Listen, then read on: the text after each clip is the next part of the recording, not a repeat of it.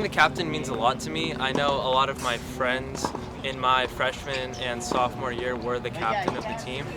And those were people who really inspired me to play high school tennis, and I was really able to build a lot of good connections with a lot of people these past 2 years.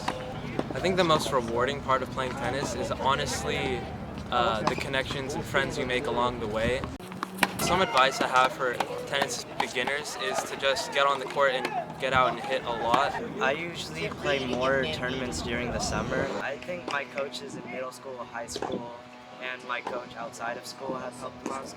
So has my brother. My goal for tennis is college tennis.